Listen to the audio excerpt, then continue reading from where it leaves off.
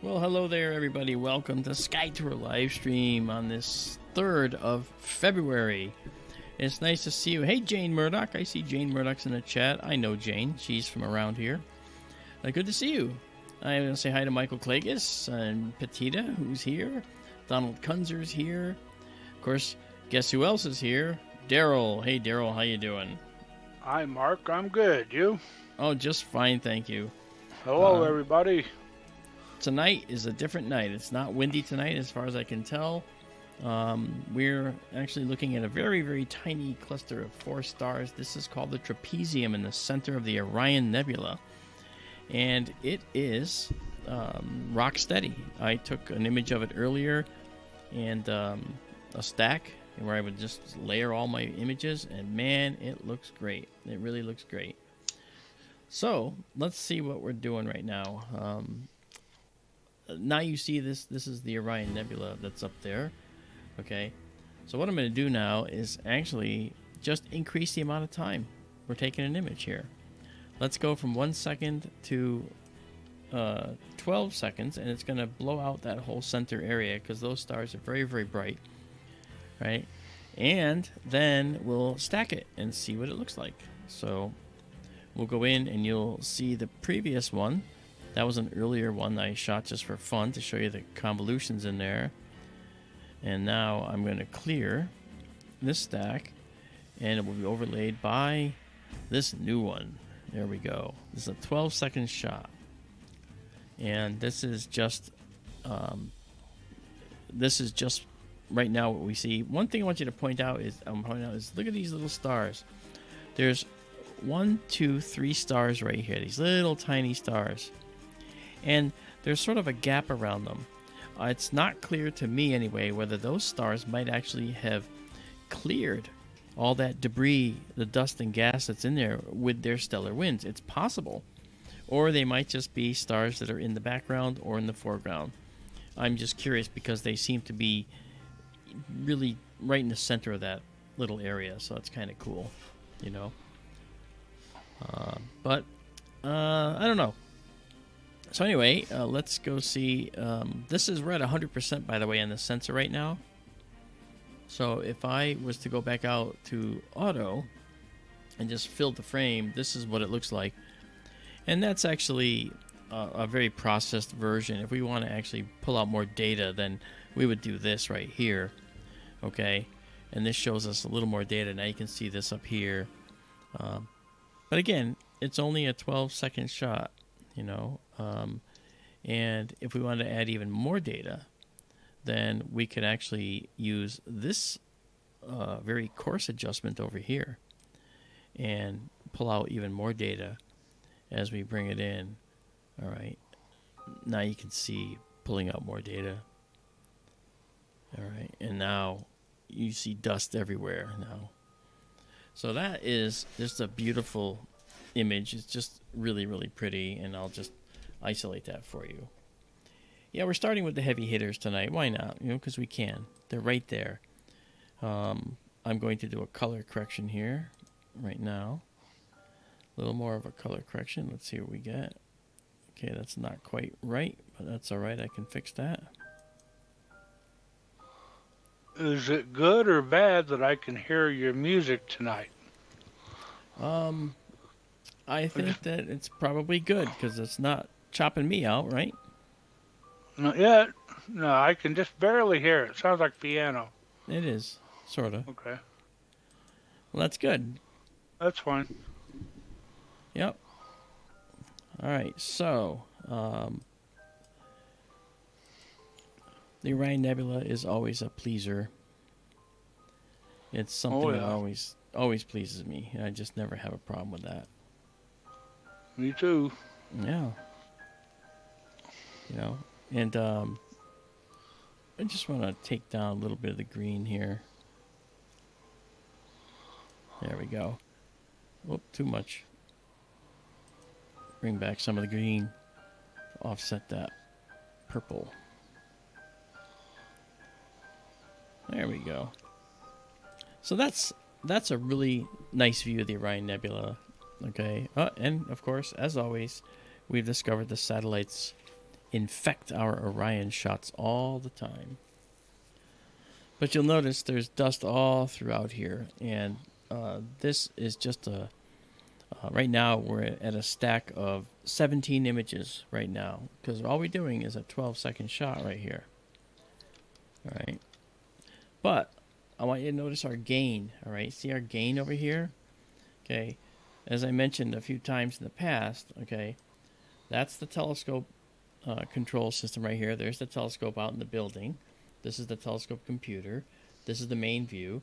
But over here is our camera control cluster. And if you notice, we have the exposure right here, which is 12 seconds. But then right down here, we have the gain. The gain is how sensitive it is. I have it set to 92. We normally run at 350. So you see, if we're trying to do shots that just are very beautiful and compositionally nice, then we drop the gain. Because the higher we go, the more noise there is.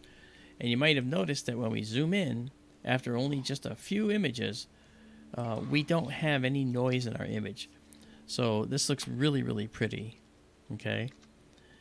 So we're gonna try and run at lower gains, right, tonight, just to see what we get. It's part of the little experiment that we're doing. Right. We're not gonna run at 92 though. I'm gonna run at like 150, maybe 200. All right. So let's fill the frame again. What a beautiful image. That's just so pretty. That really is really pretty. It is. Yep. And we can still see a lot of detail even though we don't have the gain up. But that's okay. It's just beautiful. So I want to know how everybody's doing. How is everybody doing out there? I see Michael Glagas. He came in and said M81, M82. Okay. And Michael says, my last image of Orion had 4 levels of exposure stacked. What do you mean 4 levels of exposure? Tell me what you mean by that. Hey, Fantasy. Yep. Fantasy says, out of everything I've ever shown my friends in my telescope, Orion Nebula is always the favorite. Oh, yeah. Hey, look. Yeah, Fantasy, you're right, man. You are right. Hey, one man. I would say Orion first, Saturn second. Oh, for you as a public speaker too, yes. I've noticed that as well. Especially if you have focal length and you can show them some really, really cool imagery of Saturn. Yeah. I've been accused of having a picture cut out and stuck in the front of the telescope when they see Saturn for the first time. You know, if you have a good instrument, then I can imagine that's true. Donald Kunzer, how are you? Jane says, all good tonight. Orion's my fave. Yeah, it's beautiful. It's beautiful. Did you get much from this last storm, Mark? Yeah, this storm was just a nightmare. But you know what? We have another one coming. It's already raining, and it's going to freeze overnight, and we're going to get sleet and freezing rain all day tomorrow. Thank you. Thank you for playing. Why do you think I want to do this? And this music is beautiful right now. This is perfect music for the Orion Nebula. Look, listen to this. Oh yeah. Yeah, I think the one. Music. Yeah. I think the one you're getting now, or are due to get, is the one that hit here. Yeah. I got maybe 6 inches of snow. They got a lot more over on the southwest side of town. Okay. I saw as much as 22 inches, and then in the mountains down southwest of here, like in the Wets and the Sangre de Cristos, they got tons of snow. Wow. Big thing, though, is it was 6 below 0 Fahrenheit here overnight, and this morning, and up in the high country, it was like in the minus 30s. Really cold. Yeah, see, I am... I'm no fan of the negative numbers when it comes to temperatures on Earth. When it comes to temperatures of other planets, exoplanet atmospheres, and the lunar soil and the shadows, then okay, I'm all for negative temperatures, or Kelvin temperatures that are near, single digits. But I'm just not a big fan of it in general. Daisy and Zoe, hello. Jessica S, hi. Tim F.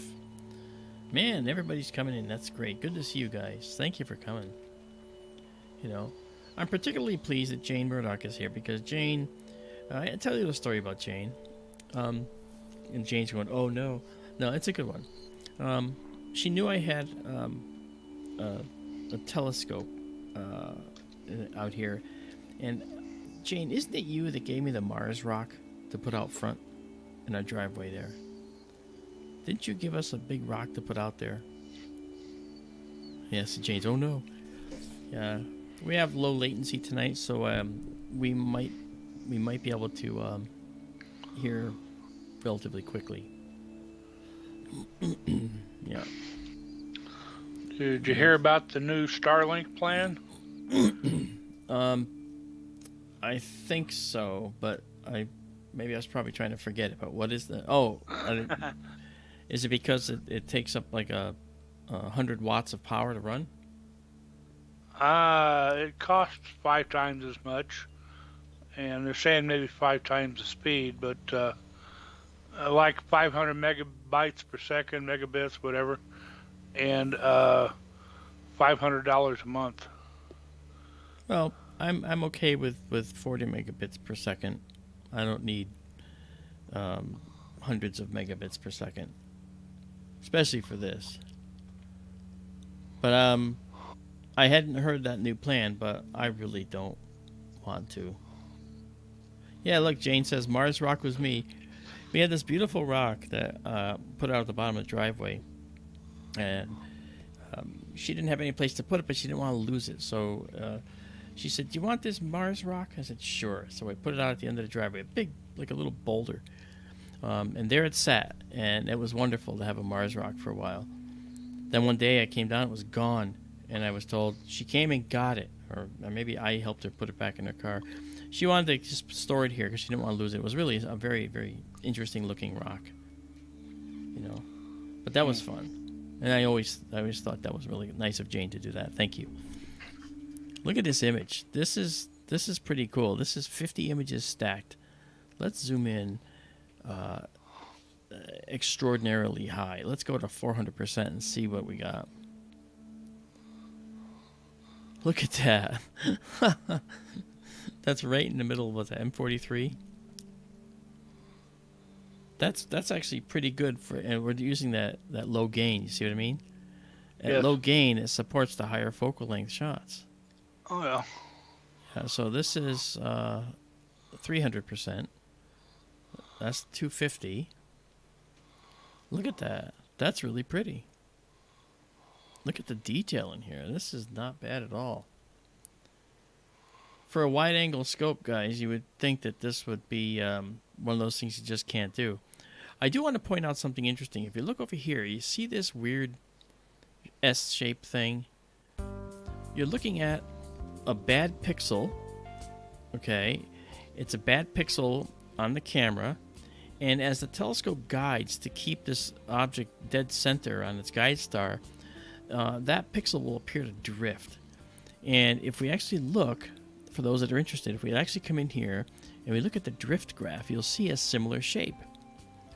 Okay, there you see a similar shape on this drift graph, right? All right, so this is actually what you see right there. That just happens to be one pixel that kind of highlights it for you and shows you where things are going. All right, so that's actually it's a great way to track what's going on and watch it exposure to exposure. And what you're seeing, this right here, this curly Q shape, that is something that you see. It's like a sine wave, up and down, up and down. That's actually called periodic error. You're actually watching the drive goes in and out of accuracy, and it goes periodically in and out of accuracy. And this telescope is able to guide around that and make sure that it doesn't affect our exposure. Do you see? So that's pretty cool. Interesting. Have you ever tried training them out for the periodic error correction? I have, and then once I set it out there, everything had to get zeroed out, and I haven't done it again. I mean, we could do it tonight, and it wouldn't make a difference.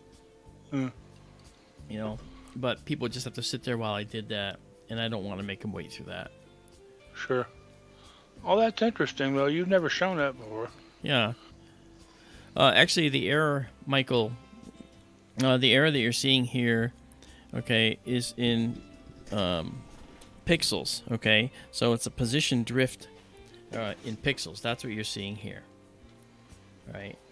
And the position drift is 5 pixels. That's what you're seeing. You're seeing a 5. Let me just go up here, okay? The pixel drift right there, all right? That right there up there, it says pixel, that's a 5 up there.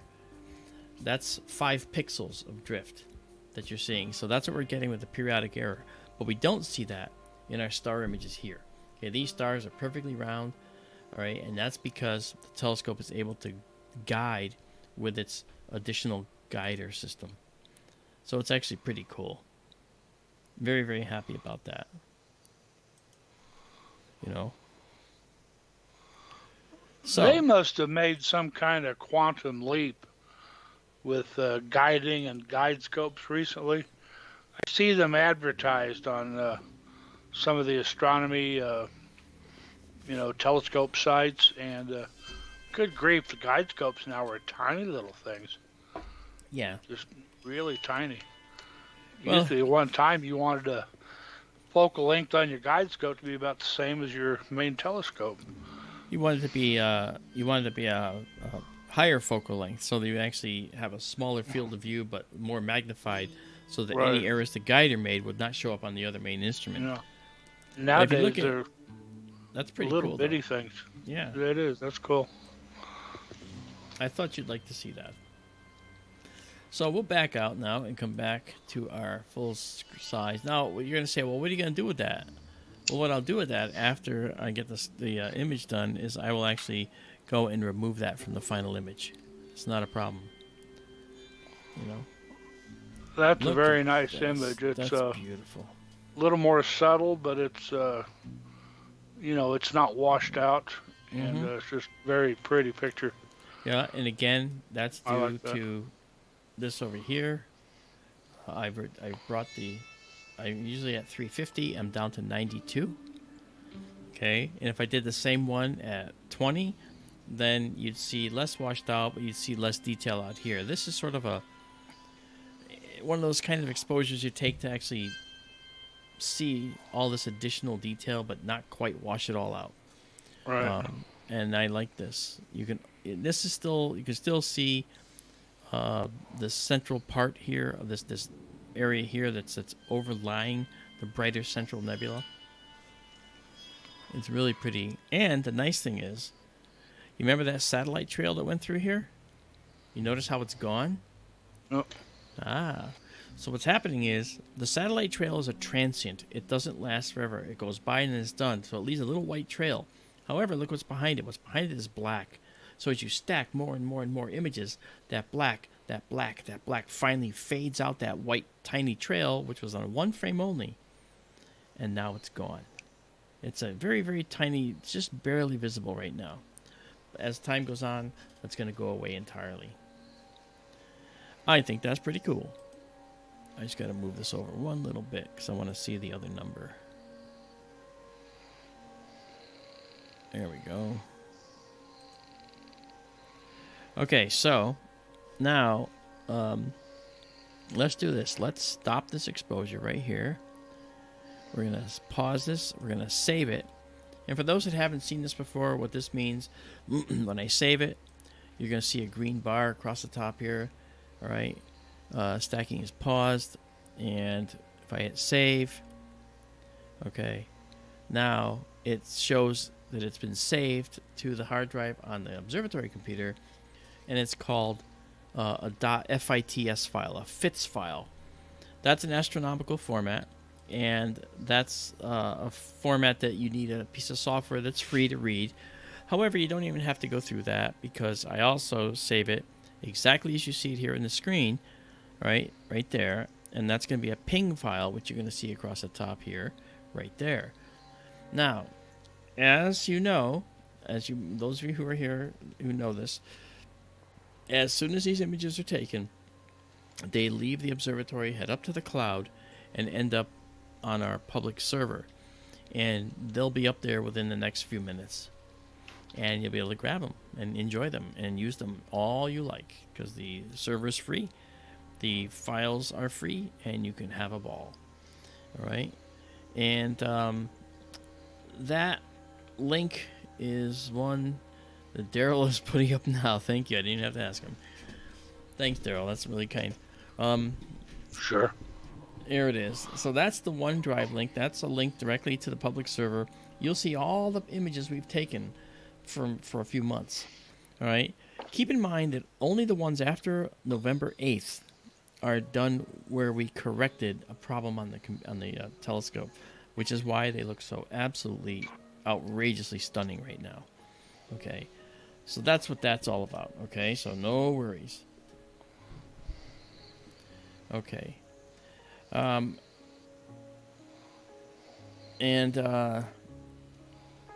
You don't hear the music anymore, by the way, so I took care of that, so it won't be a distraction. All right, so now, as this is done now, I've saved it as of that in the ping. We'll clear this. We'll get out of this, and let's go to our next beautiful spot that we like to go to when we're in Orion. And I think most people know where that is, but we're going to go there anyway. But we're going to do that now at 92, at a setting of 92 gain, and that is going to be up here. In fact, I'm just going to try one thing here. We're just going to go here, and let's just go. First of all, let's go back here, and let's increase our gain here for our momentary viewing so that we can actually go check things out. I'm going to go north now, and that's 12 seconds. I don't want that. I want to go back to 1 second. Sorry. All right, 1 second. 1 second is what we want. 1 second.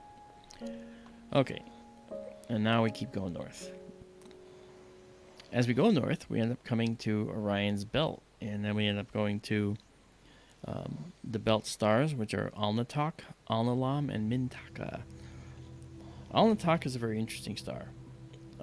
In fact, Alnitak is an O star. It's a very, very hot star. It's this guy right here. Okay, right there. Let's go and get Alnitak centered up here. All right. So now what Alnitak is doing is it's actually heating up and ionizing hydrogen gas in this little nebula here next to it. We're going to see that too in a second. And at this lower gain, I'm wondering if the images are going to just be far more spectacular. I'm thinking they are. I'm thinking that they are. So first things first, we're going to increase the speed of our movement here just a little bit. Okay. Let me first of all get out of that. All right. So let's go increase the speed of our motion. There we go. From guide now to just 0.5 degrees per second, and we go north, and up we go. There we go.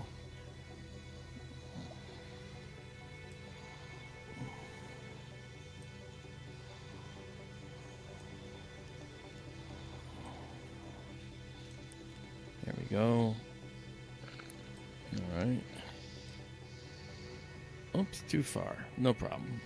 I'm going to head east now. And then drop down. Why are you moving manually? Just because I felt like it. I don't need to. I just wanted to. All right. So now we're going to go move over a little bit.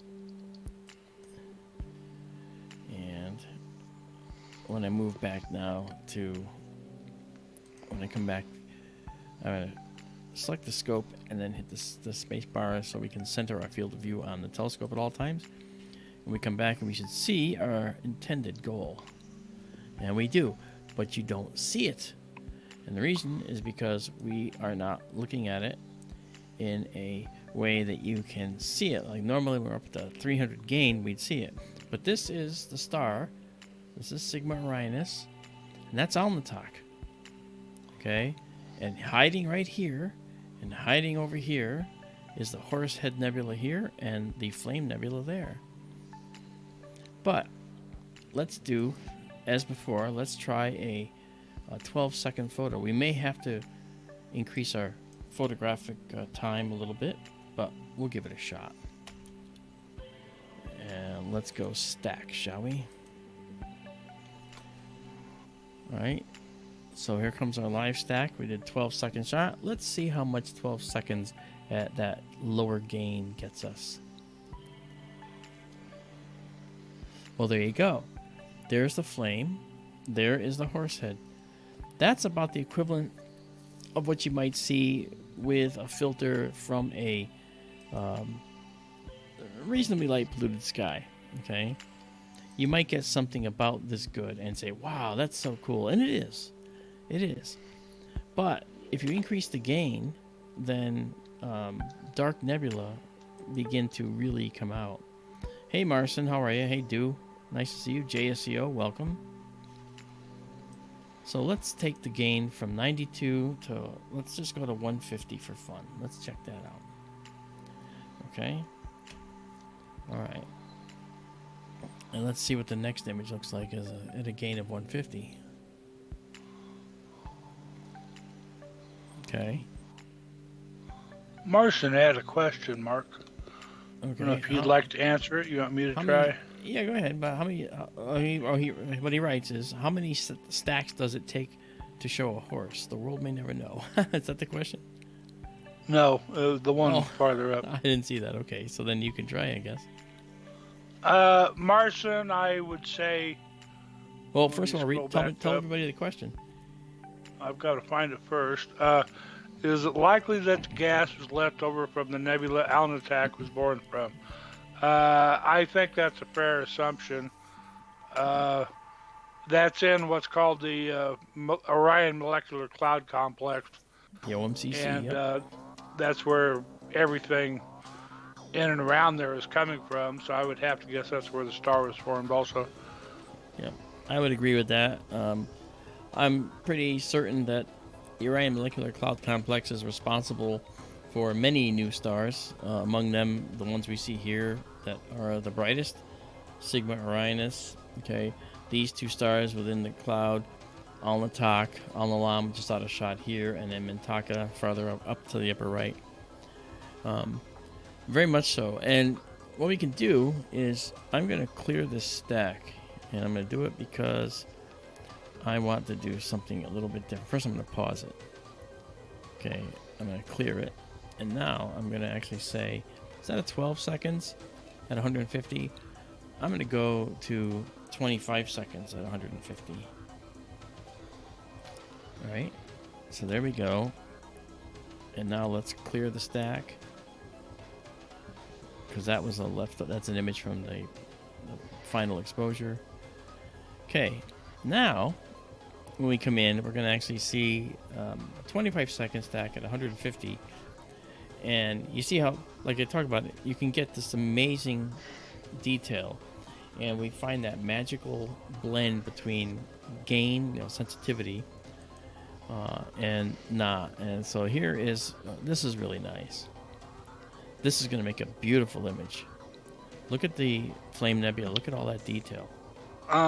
Yeah, I was about to remark on that. It's interesting with the combination you have, exposure time and gain right now, that really makes that red part there inside the flame really stand out. Right here. Yeah. That's what I was talking about.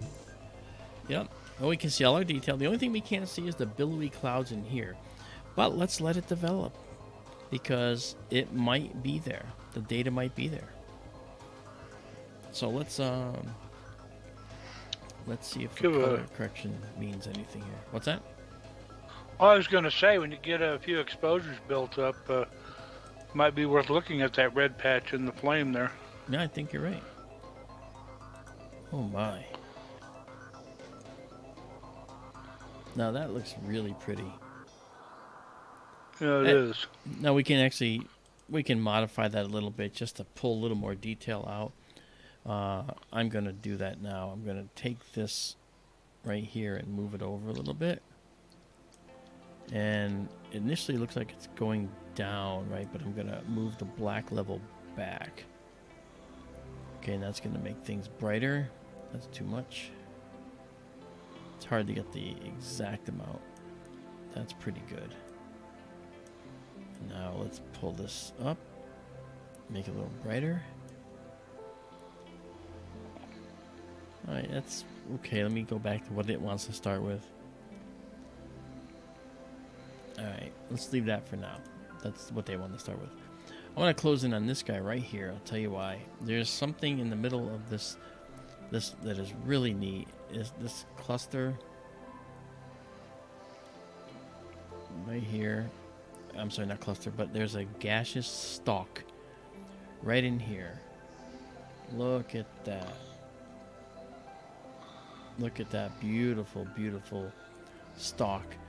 And this star here is probably causing it to evaporate. That's why it's a stalk pointing at this star pretty much, because this dark dust here, this is all dark dust, and this star is actually inside of this dust. There's not a whole lot of hydrogen at this point.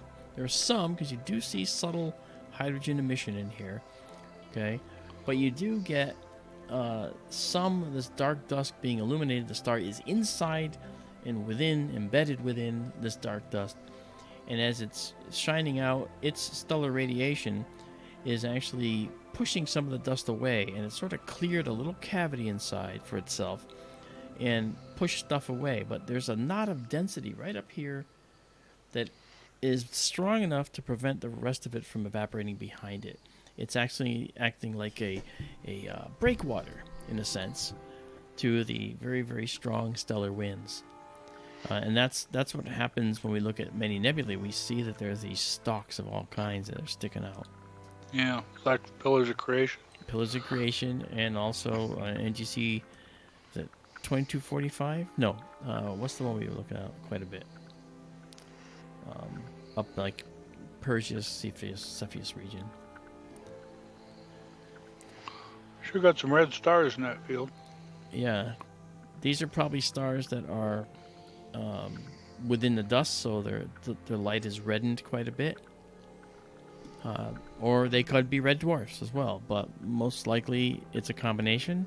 Some of these are probably red dwarfs, and some of these are probably stars that have their light reddened by the dark dust in the same way that the sunset is made red.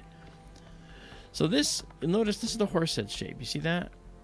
Look right here. There's another one, little one. And look right here. There's another interesting, well, you can't really see it too well, can you? Let me just move up a little bit. Okay. Let me move that up.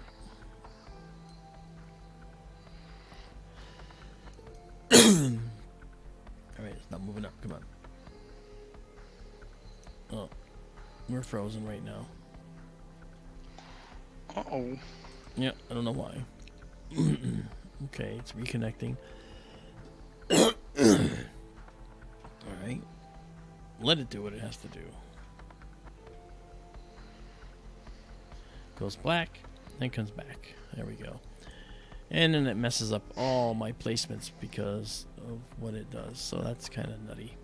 Does it all the time. All right. So next thing I gotta move is this guy. This is my... Is the exposure still building? Yes, it is. That's not affected. The telescope and what's going on in there isn't touched by any of this when that happens. Yeah. Yep, we're all set. Okay. So now, we're still building, and this has got to be moved over again. There we go.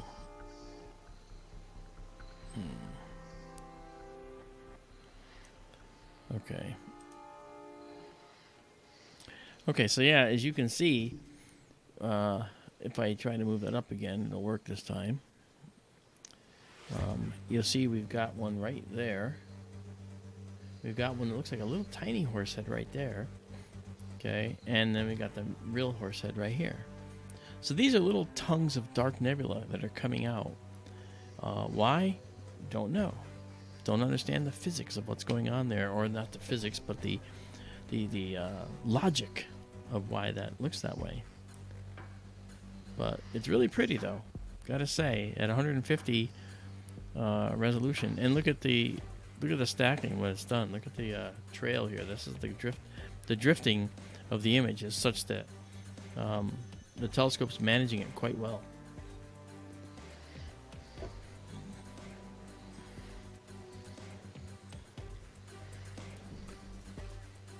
Oh yes, Marcin, thank you.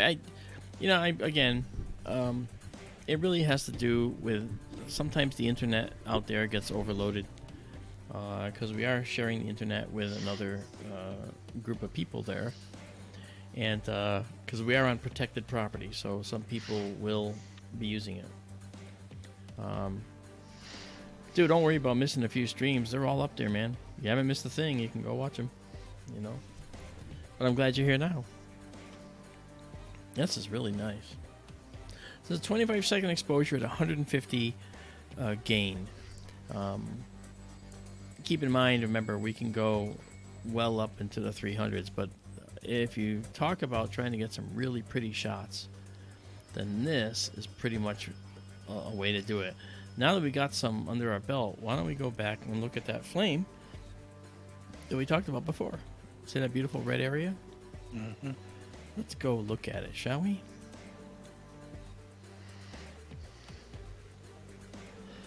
Let's zoom right in. Oh yes, let's go see here. Oh, that's nice. It's not That. washed out, overexposed. Nope. Really pretty. It is. Alnitak is actually pretty bright. The halos here I get rid of later. I can get rid of those. Very nice.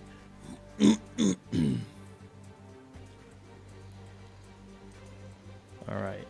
Let's see what's going on in chat. Yeah, we got a lot of snow and ice coming overnight here. I can tell you that. Yeah. PG is southwest of us, and she's getting ice right now. Snow, rain, basically turning to ice, sleet, and then the snow on top of it. That's kind of what we're going to be getting too. But you know what? In Arizona, it's clear, baby. That's right. This is nice. I'm really enjoying this. These are going to make some nice photos tonight. Yep. It's clear here too. Yeah. Colder than heck, but it's clear. Yeah. I think they said it might hit 0 or 1 below again tonight. Okay. It's Let's see what we got. We've pretty clear sky though. Oh, that's nothing. good. Pretty clear sky? Yeah. Wow.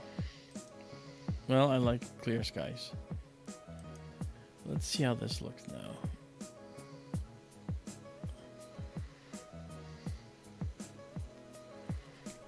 Alright, this is... I think we'll call it at this one. This is 24 frames stacked just now. So we'll pause this, we'll save it. Okay. And then we'll save it exactly as seen. Alright. And now, just to show you a difference, okay, we'll clear this. Now we're going to come back here and do the same exposure, but at 350 gain instead of 150. Alright, so there's 350 gain. And now, let's go see what the live stack shows us for this image. We'll take a look at the difference between these types of images. Ready? Here we go. Okay, obviously right away, that's a big difference. One of the things I want to do first is get rid of any problems over here. And now, let's do a process here. Okay. You can immediately see, when we do this, you can immediately see more data. Okay. You also see it looks grainier. but you can see, of course, more satellites. You can also see that there's more data over here. This is more of a solid three-dimensional nebula.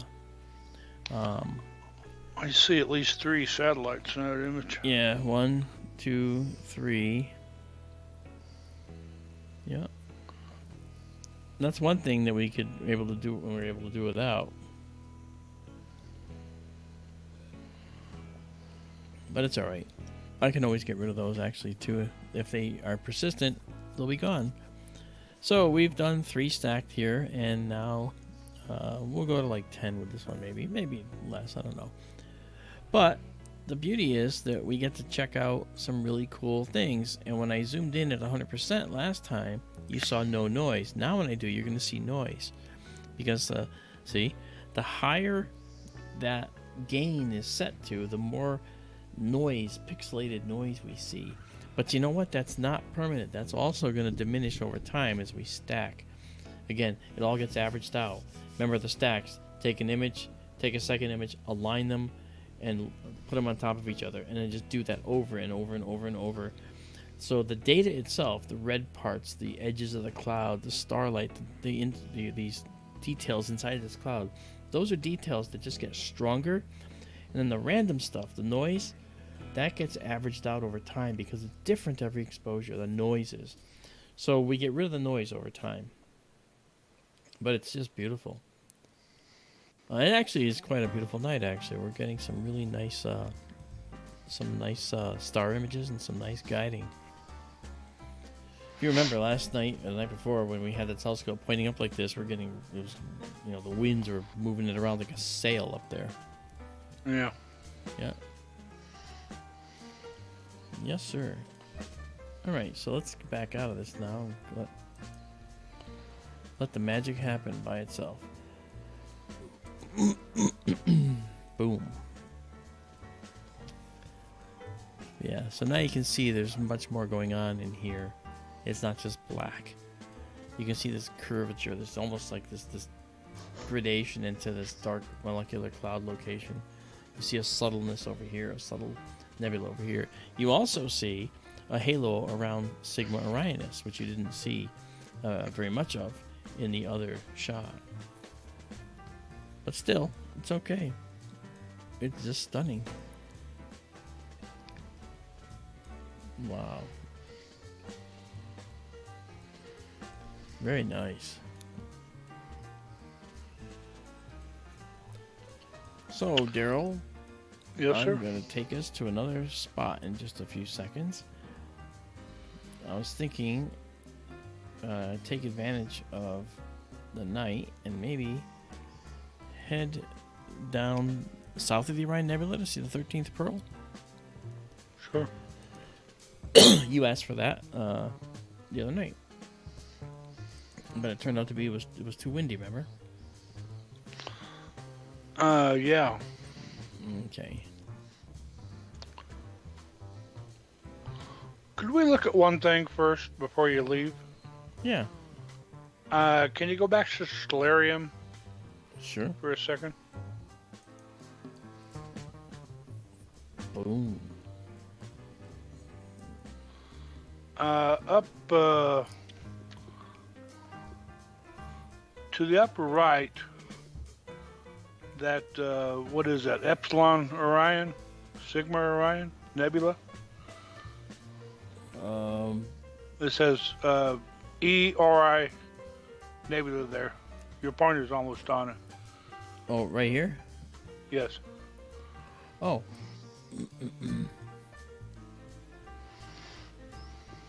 Is that the Delta Orion? Delta? Let me see what that says. Hold on. Yeah, it's the Epsilon Orion Nebula. Okay. I never can keep my Greek letters straight. Should we look at that? Sure. All right, we can do that. Let's see if there's anything there. All right. Well, if it says there is. Wow. Looks like it might be small. Mm-hmm. Okay, we have 13 stacked here. We'll wait till 14 and then we'll call it and move on. But we're getting beautiful images tonight, guys. This is just beautiful. Marson said earlier, the beauty of a remote-based observatory. Do you think you can establish a connection to James Webb? That was funny. If I could do that, I wouldn't tell anyone how I did it. Hey, Charlotte. How are you? Welcome. Yeah. James Dugan is here. I see him here now. Okay. Marson says, is there ever differentiation between capital Greek letters and small Greek letters for stars? Actually, yes. There are times when we'll use capital Greek letters, but most of the time there's small Greek letters. And as an astronomer, one of the things we had to do was learn the Greek alphabet. You know, it's like alpha, beta, gamma, delta, epsilon, zeta, eta, theta, iota, kappa, lambda, mu, nu, psi, phi, rho, omicron, pyro, pyro, sigma, tau, upsilon, phi, keep, psi, omega.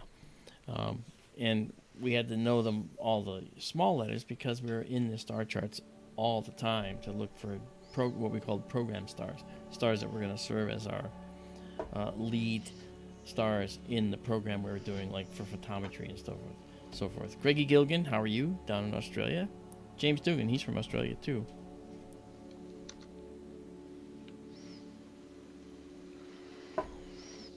But we use capital Greek letters as well for things. But the small Greek letters have been primarily what we use for stars. No, Jane, I'm not going to say it 3 times fast backwards. That's really mean of you to suggest that. If you can say our A to Z alphabet backwards, I'll give it a shot. Okay, I lied. I said after 15. We're at the 18, so that's good. So we'll pause it. And stars look beautiful. Look at this beautiful sweeping diffuse nebula here. This is gonna be beautiful. Vera Lucia Campos, how are you? How is it down in Brazil tonight? She is in Brazil, and a very faithful watcher and participant in Sky Tour live stream. Really nice to see you here. Okay, Horsehead has been saved, and that'll be up on the server in no time. He's going to summon a Greek god by saying that in front of a mirror instead of a bloody fan. Yeah, my luck it'll be Zeus and I'll get struck down by a lightning bolt. Okay, now let's go out of this stack right now. Yes, we're gonna get an image. This image is actually very good to look. You can see all the noise in this image when we're up at higher gain. That's unfortunately what happens. Let's go now and do a 1 second shot again. And we'll go into our hyper mode. Uh-oh. Zeus is also the most promiscuous god. Watch out. Okay. Oh, okay. No problem. I got you. Okay. Now, let's try that Epsilon Nebula and see what it's all about. Epsilon Orion. It's right next door, but we're going to just tell it to go. Let the telescope find its way. It's going to go to a bright star first. What's odd is it never goes to... It doesn't go to Alnitak or Mintaka usually. It usually ends up going to, like, Saiph or Bellatrix. You know, and I don't know why it doesn't use the belt stars. Yeah, see, Bellatrix. Bellatrix. I'm looking over here because I've got 2 screens in front of me. This is the observatory screen. This is the broadcast screen. Okay. All right.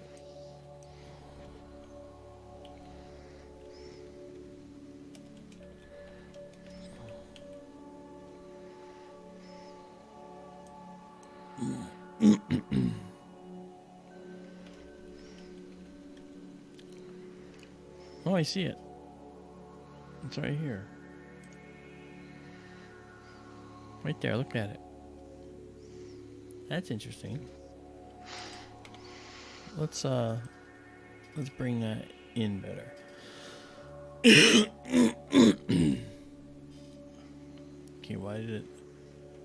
it's dead center right now. Okay, so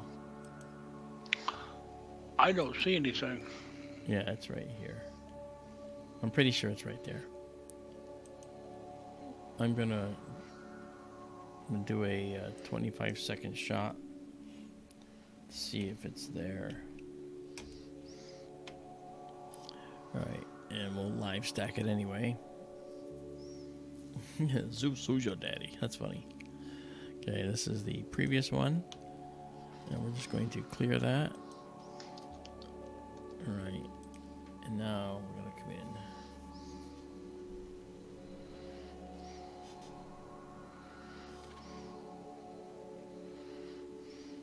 Oh, Jane, that's sweet. Thank you.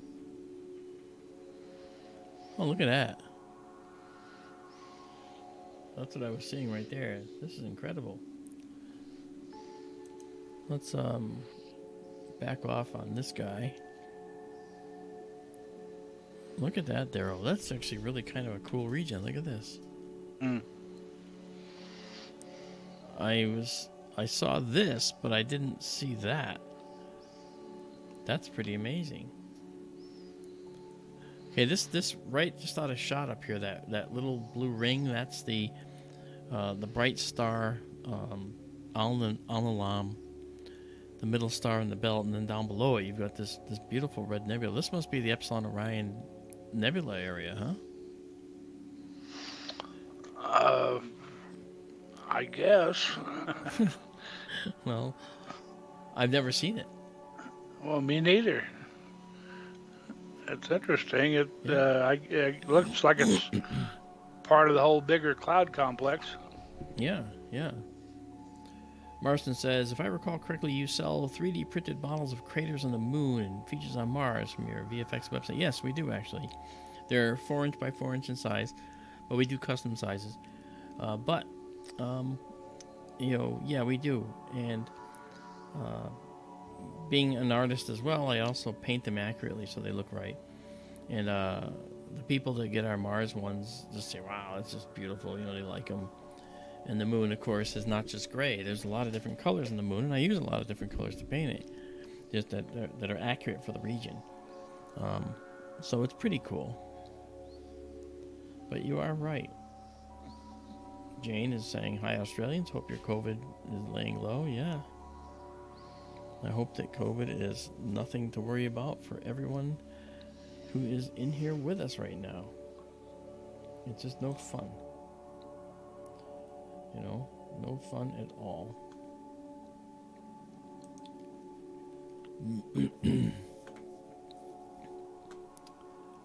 So this is pretty cool, Daryl. A lot of this, see this little nebula right there? I mean, we're looking at some really cool stuff showing up here. And by the way, this is at 350. Okay, this is our 350 setting. So we're at the gain of 350, what we normally use. But one thing we can try is we can actually try something else. I feel like I sort of missed the object, though. I mean, I feel like we need to be like to the lower left of this, don't you think? Your guess is as good as mine. I know, because we don't even know. Yeah, I mean, that looks like the brightest thing in the area, so I would assume that's it. All right, well, what we'll do is we'll just kill this right now. And let's go and move the telescope so that this grouping of stars is up near here and see what we get. All right. Okay, here we go. All right, so we're going to move these stars over and up. But first, let's make sure we can see them. We're going to our hybrid mode. Yeah, you can kind of see the red here. That's kind of cool. All right, and now let's move those to the right and then up.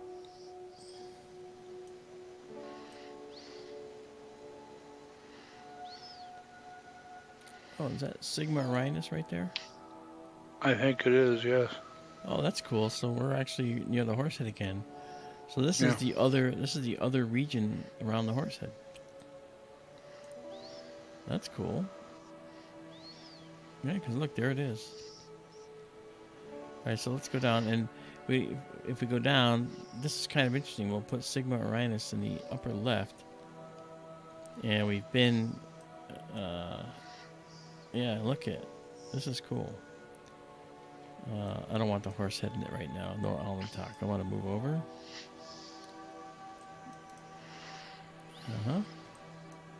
I'll put Sigma all the way on the left side here. Now, for you guys, I don't think you know this, but this is Daryl's favorite star right here. One of Sigma Orionis. Yeah, one of. Hey, James Dugan, thank you for putting the website up there. That's very kind. Thank you. I have several 3D printers. I have a regular filament printer, a TAS 6 from Lulzbot.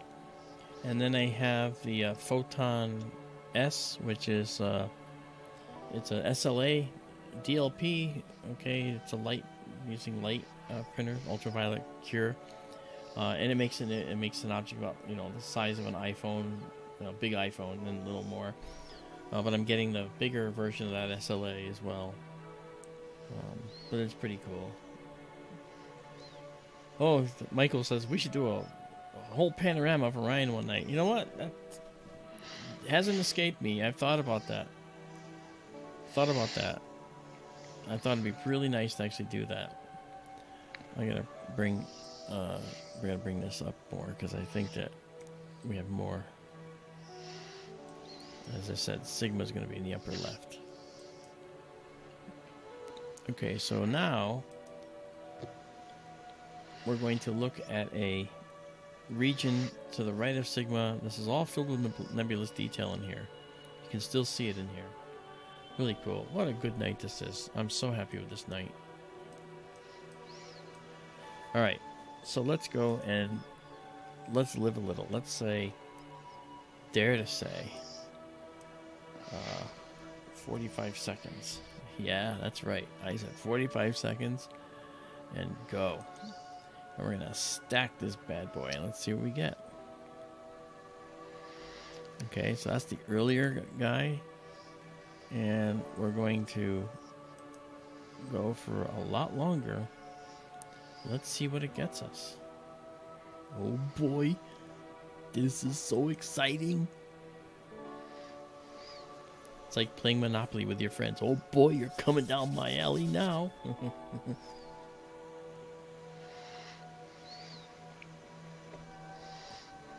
Oh, Michael, you should do that. Jane likes Michael's idea.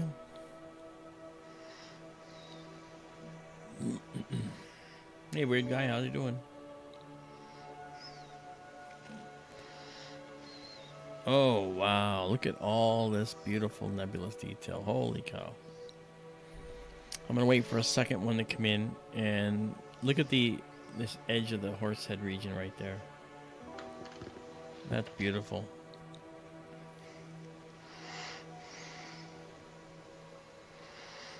You know who's missing tonight, Daryl? Who's that? Oh, you got it. Izabela? Uh-huh. Yeah. Yep. I don't know where she is. She's not showing up yet, but she'll be here. She might actually be there, but she's just sort of not writing anything in the chat. Oh, she sent me a picture this morning. It was nice of her. Oh, that's cool. Was it the one? Was it the one when she was in San Francisco? Oh no, it was an astro image she had processed. It was okay. The Pleiades, in fact. It looked like one of your shots. It was. I remember that. Yeah. She figured out. I taught her how to remove the halos. Yes. From these bright halos, and she when I gave her just one more tip on how to do it, she figured it out and did a nice job. She does a nice job. All right, let's process this now, and there we go. Oh, look at that! Wowee! What can I say? That's a wowee if I ever saw one. And I think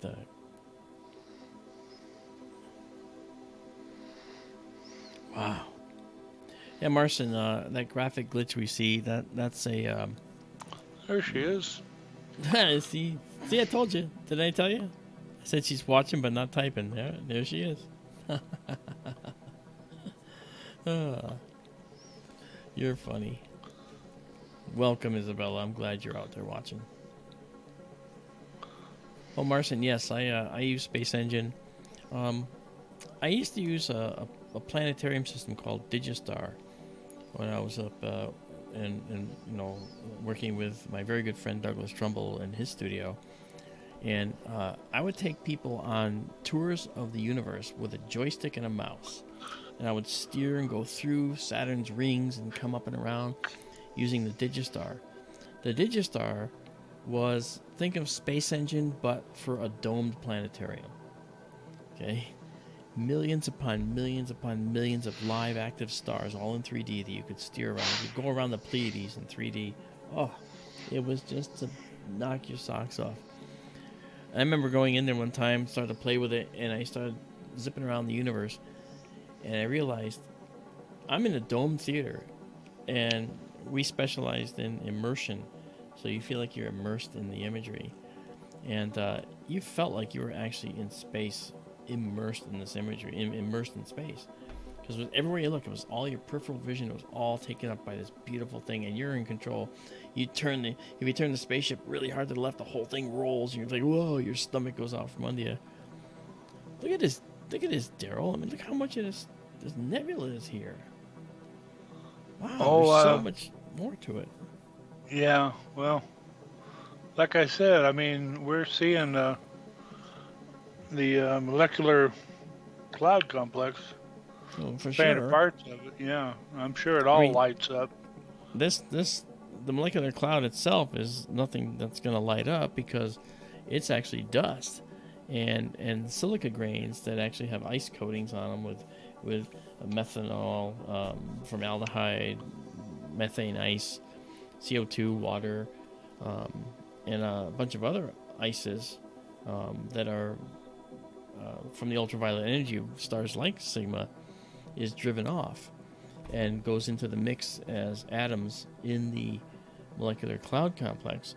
The hydrogen is what's glowing, and that's ionized hydrogen glowing, you know, as you pointed out. What's neat is, if you notice, look at this, how dense it is. This density of hydrogen up here is really high. Then you've got a lower density down here. But this is an area of space where there's enough energy hitting here that it's ionizing hydrogen. That means it's pretty warm. Hi, Carmen. Hello to you, too.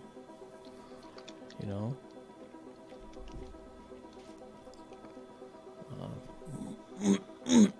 Let's see, what was Marcin saying about Hayden Planetarium here?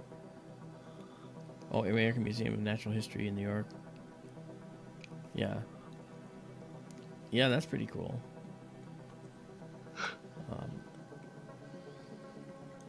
Hayden Planetarium, yeah, the Rose Center. They may have a DigiStar down there. I'm not sure, because I worked with Evans and Sutherland a lot when they were putting it in our studio, and I found a bunch of things it lacked at the time. Like when you went to the Pleiades, you just saw the stars. You didn't see any nebulosity, nothing like that. And that was a lack to me, you know. I could call up movies of the Pleiades that, you know, were 3D movies, and I could call up like the 3D fly through the Orion Nebula, but I couldn't fly to the Orion Nebula and see the Orion Nebula or the Pleiades or any nebula as a dust cloud in 3D, which is something that Space Engine simulates but isn't even remotely accurate with. The Space Engine is really my favorite for doing that kind of thing. This is beautiful, Daryl.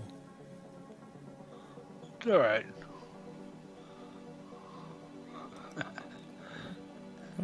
Okay. I say it's beautiful. Good. I'm glad you like it. Yeah. We're going to stack 10 of these, and then we'll go on. Okay. Would you excuse me for a moment, please? Sure. I'll probably be on something new when you come back. Very good. Be right back. All right.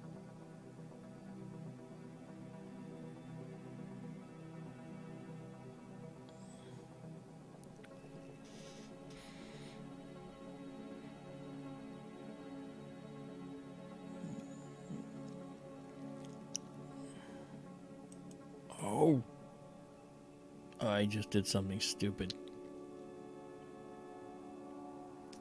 I hit clear instead of pause. I just lost that. I'm sorry, guys. Okay. Well, instead of worrying about it, I will go on to something else. Can't believe I did that. That's the first time I ever did that. I think it's because Daryl said it was okay. So I didn't really put a whole lot of priority on it, you know, thinking, he doesn't think it's such a big deal. I thought it was really pretty. Okay, you know what I'll do? Alright, I'll make a compromise. I'm going to do a 30-second shot of this again. And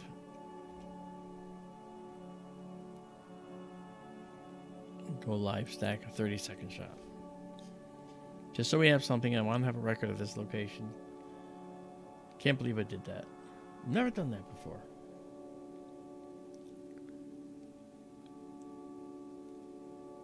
Jane, it's right now it's not available nearby. The nearest DigiStar is up in Massachusetts. I was running that one, but it's actually at the studio. And right now we're in a holding pattern on that to go back and use it. So actually it might have I'm wondering if it actually was taken out. I don't know.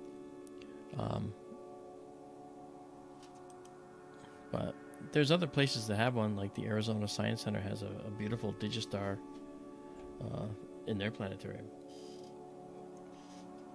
which I'm hoping to at least visit, you know. I'm fixing my mistake, yes. I am definitely fixing my mistake. I'll take a few of this. Alright, so let's go back and see what else to go look for once we get out of here. Alright, let's go see. Yeah, see? In here, you don't even see the nebula that's in here.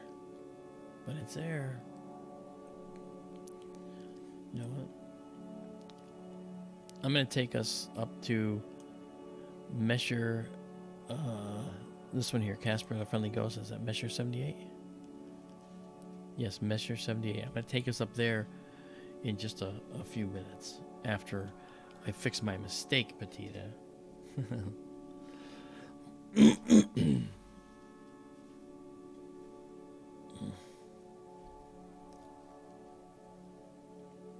Martian says, I wonder if there are Discord servers for astronomers to gather and talk about the field in a casual manner. I don't doubt that there's Discord servers available like that. I just haven't gotten on them. I probably should. I'm happy to. But let me tell you, that's a time sink. Uh-oh. Okay, everybody, shh. Okay. Keep the decorum now. Okay, we've got a cop in the room now. It's Marianne. Shh, quiet. So, as we were talking about these nebulae... Hello, Marianne. How are you? Yeah. I was thanking people for coming to, Marianne. They're just so nice. And actually some cool suggestions. Oh. Yeah, Marianne.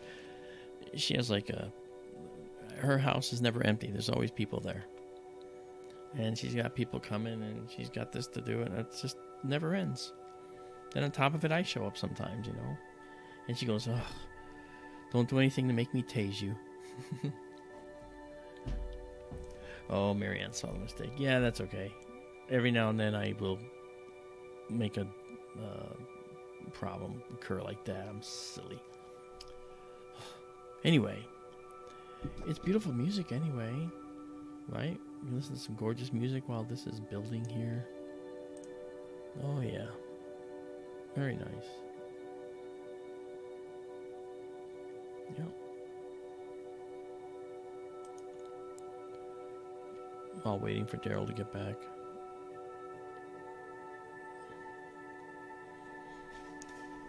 Wow.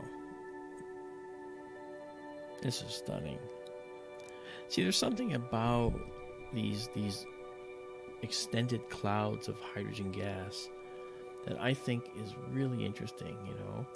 And this again is the Epsilon Orion Nebula. It's not the Orion Nebula, it's Epsilon Orion Nebula. And the way we actually do that is by notating it like this. Okay, Epsilon Ori, R-O-R-I, Ori. It's an abbreviation. There's Darrow, he's back. You're still there. Yeah. Well, you know why? Instead of hitting pause, instead of hitting pause and then save, I hit clear. So I downed the time from 45 seconds to 30 seconds, and now I'm doing these again, but in abbreviate. I got 9 already done, so I'll be doing whatever. Okay, so let's see here. There we go. 10 stacked. 10 stacked, and now.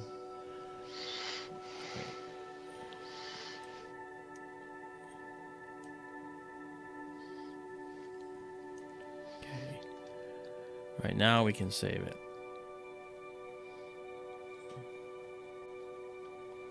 Okay, and then we'll save it just as we see it.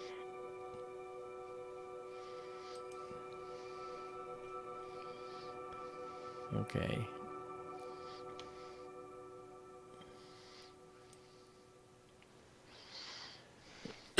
Okay. All right, now I can clear this out of here.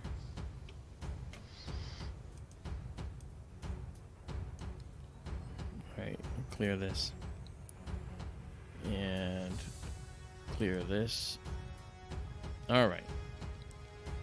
Okay, now I have another target for us, which I think is just as exciting.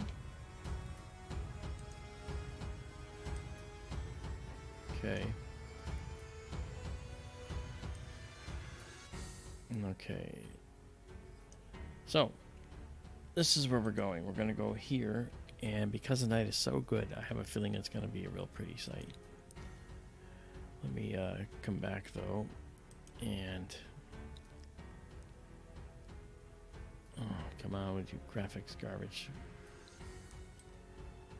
There we go. Alright. There we are. And I think it's taking us to Bellatrix again. Let me go see.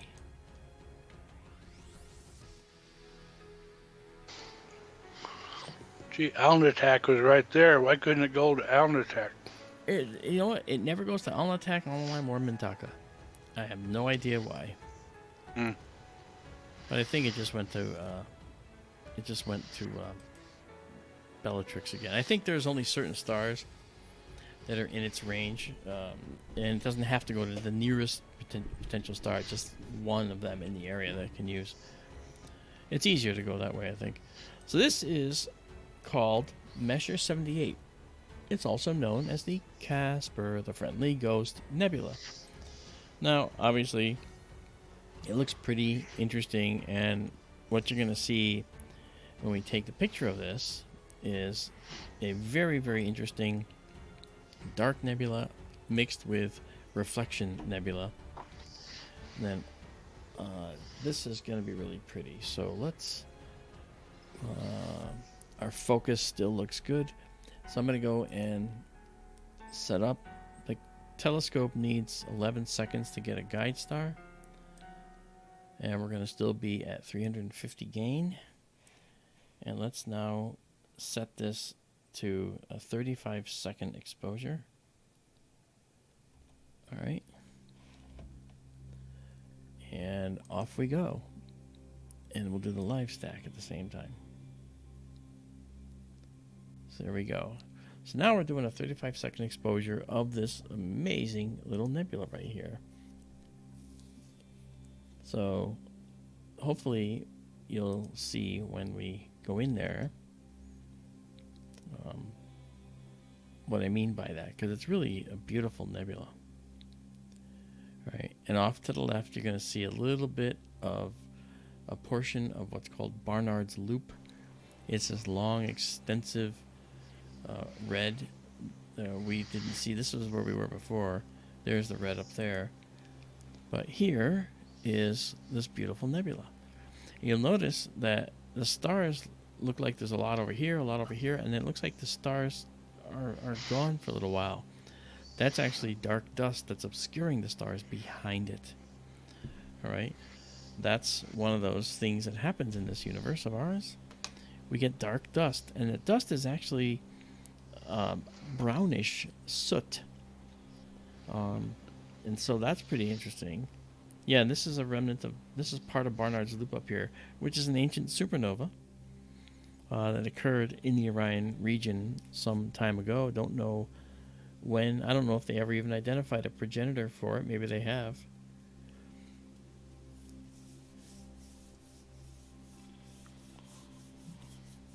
That's something you can look up, Daryl, if you want to. What, the progenitor to Barnard's Loop? Yeah. I was looking at what Marston said. No, Marston. That's not where Barnard Star is. Barnard Star is a star that's moving very fast. We've actually taken photographs of it on one night and then come back like 3 months, 4 months later, and we could detect a little bit of movement. It's one of the fastest moving stars in the night sky. And it doesn't mean that it's speeding at an ungodly speed. It means that it's close to us, right? It's close enough to us. It's not as close as Alpha Centauri, but it's close enough to us that it can actually be seen moving against the much farther stars behind it. Because even though it's not speeding, it is moving just enough speed to be able to see the motion. And it's beautiful.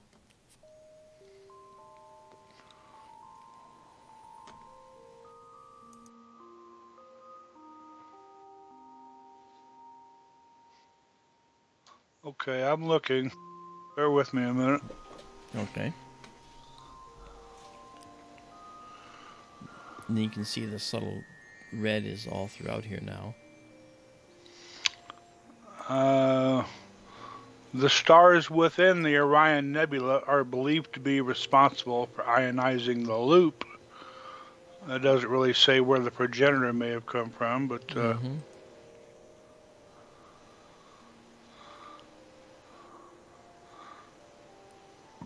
I know if you see a deep exposure of Orion and the loop, it looks like it's centered on that. To me, it always looks like it's a little bit north of the Orion Nebula, where it might be centered at. Marson says, "Oh, nice, a high proper motion, right?" Yes, we do call that proper motion, the motion the stars have against other stars. But the actual motion of the stars in the sky is their proper motion. The apparent motion of the stars against other stars is due to their parallax angle. The parallax angle is and I'll explain that again. Parallax is when you put your finger out and you close one eye and then you open it and close it, and you notice that your finger is dancing against the farther wall in the background. Well, if your finger out there was the nearby stars and the wall were the farther stars, and your left eye and right eye were the size of the Earth's orbit, now you get the picture of how parallax works. I worked on a parallax program in a big observatory, taking images of stars that were nearby so that we could actually measure their positions every 6 months and get accurate readings of how far the stars were. So if you ever look up parallax study and you see the Van Vleck Observatory parallax, well, then that was the program I was working in. So very cool. I didn't do all of it, obviously, but I just did it when I was getting my degree. Look at this beautiful nebula, dark tendrils of dark nebula here. Okay, this is the part this is the part of dust that's actually scattering the blue light from the stars, this star and this star. That's just There's an interesting kind of a dark bar there, just a little bit to the upper right. This one? This? No. Down at the big dark bar. This That here? right there, the little one right there, it's got kind of a little T shape to it. Yeah, this guy right here. Yes. Well, what are we hanging out so far for? Let's jump in on this, man. Let's bring it close. Let's go to 75%. When I say 75%, what I'm really saying is that the telescope, the camera that we're using, is a dedicated astronomical camera. And that dedicated camera, interesting because we're actually seeing this image. Okay, the camera, just so you see, the camera does a setting of 4144 by 2822 pixels. That's the size of the camera. So that's a pretty big camera, and we're getting all of that. So at right now we're at 75%. So we go to 100%, and this size I'm about to go to, this is the natural size. This is the natural size right here of that sensor. So we have a whole lot more over on the right, okay, and a whole lot more over on the left to go to, you know. So that's how that works. And TJS says, what star is producing that blue light? Sorry, I missed it. No worries, man. Okay, while we're here, I'll show you. This star right here, okay, and this star right here, and probably this star right here, these are actually embedded within a cloud of dark dust. That dark dust would have remained so if it wasn't for the fact that these stars were born here. There was enough hydrogen gas in here that they actually, compressed the hydrogen and actually became stars in this nebula. And what's happened is this dark dust has a peculiar property where the higher frequency light coming from stars, which is the blue light, you have red, orange, yellow, green, blue, indigo, and violet. Well, blue light, very, very, very tiny wavelengths. Red light's much longer wavelengths. So blue light has a lot of energy. It really, really has a lot of energy. So the dust likes to absorb that blue light and kick it out in all directions, and that's called scattering. And that's what's happening here. And we tend to call these reflection nebulae. Sometimes the bluest part of the nebula are true reflection, but sometimes areas like this over here, these might just be true reflection, all right? And it's reflecting all the light, which is why this star, which might be white, is reflecting off of here, which might be like a whitish looking cloud. But the dust in here is scattering the light because it's intense enough. And then we have this dark nebula over here, which is between us and whatever's behind it. So dark nebulae tend to be like blocking things that hide things behind them. And that's what we're seeing here. I hope that was helpful. Marston says what I'm saying is the CMOS sensor is kind of huge. Well, it is. It is 4,144 by 2,822 pixels in size. So it's not small. It's a good size. It's not nearly the biggest, but it's definitely big. Notice now where this exposure has taken us. You couldn't see this before, but now that we've gathered more and stacked more, we've got rid of the noise and some of the noise. We see the Barnard Loop stars here, or the Barnard Loop nebulous detail here. We call it nebulosity. And we see just to the left side of the star, we see this beautiful little cloudiness structure here. But then you see that the cloud here is really kind of brownish. And that's pretty cool.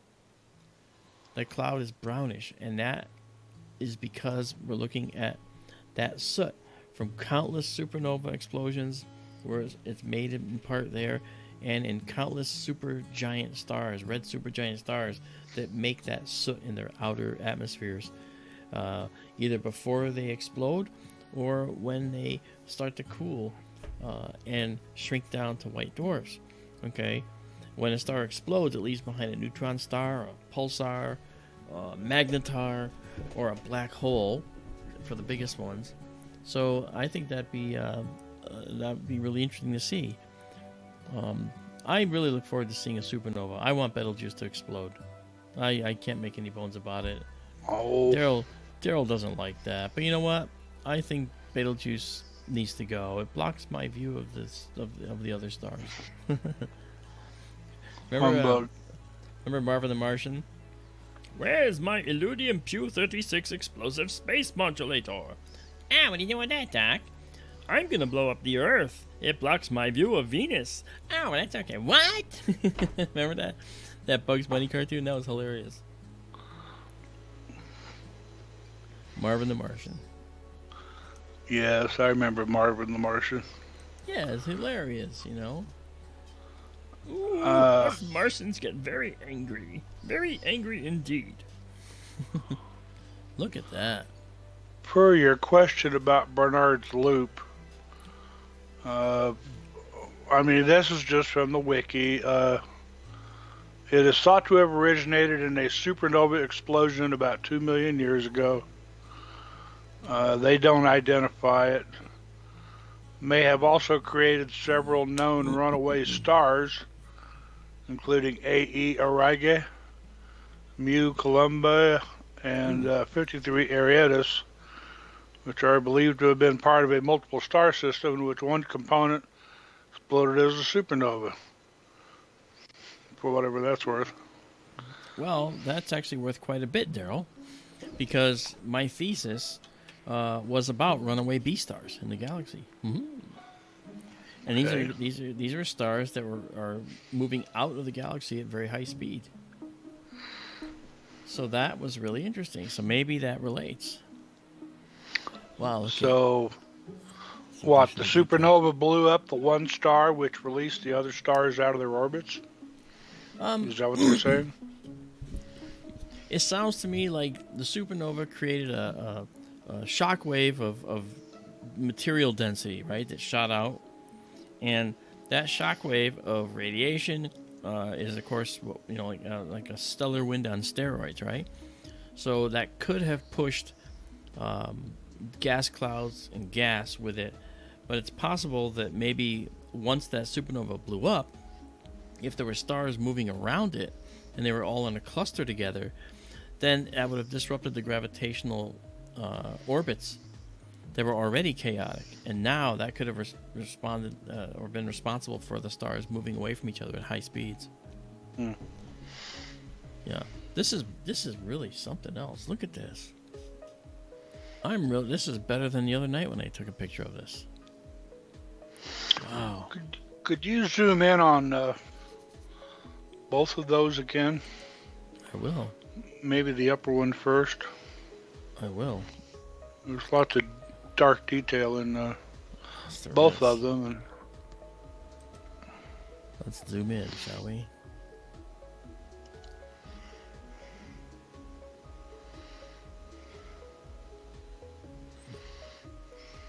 Wow, this is nice because you can see this really interesting and intricate reflection structure in here. Wow, that's crazy good. I'm really astonished with this. This is beautiful. Look at the beautiful fingers of dark dust in here.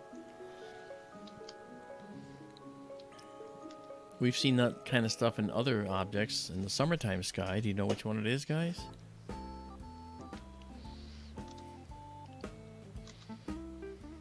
Actually, there's a few. I'll give it to you. The North America Nebula and the Rho-Ophiuchi complex, which is what this reminds me of. Look at that, Daryl. Look at that dark dust right there. Wow. This is really, really pretty. Wow. Lots of detail down inside that. Yeah. We've and the lower part right there, yeah. Oh golly. And there's really a lot going on right there. This is what I find interesting right here. Yes. I think that if you look at the intensity of this versus that, they look to be relatively the same. So what you're seeing is this. So what you're seeing is this dark nebula is overlaying. You're right there. Yeah. Okay. Well, if you look at the bright part there, where the two bright stars are, and there's I think there's several other stars inside there with it. Yep. And then as you start moving toward the bottom, there are some faint, dark little knots in there. Right here. And then some bigger, darker, faint knots just below those. And kind of gives the whole thing a very three-dimensional look going down in toward the brightest part of that hollow. Right. Where the stars are. Yeah. And this dark thing is overlaying all of it. So that's up here in the foreground doing this, and all this good stuff's behind it. It's like, get this out of there so we can see it. But it's actually part of the thing that makes it most exciting is this it's all so three-dimensional. And it's really just a gorgeous nebula. What do you think, guys, huh? Oh, Jane is leaving. Is that what it is? Sorry, Jane. I didn't see you go. My apologies. But it's good to see you, Jane Murdoch. All right. Okay, so this is cool. That's the Casper the Friendly Ghost Nebula, or Messier 78. All right. And in order to just make it official, here you go. There we are. Really pretty. Let's just pop out. We've done 28 stacked of this already. How about that? Let's go to auto mode. Fill the frame. Look at that. Wow. That's tremendous. That's just beautiful. Let's get rid of the title for now. It's blocking the view. Actually, let's do even better than that. Shall we? Let's do this.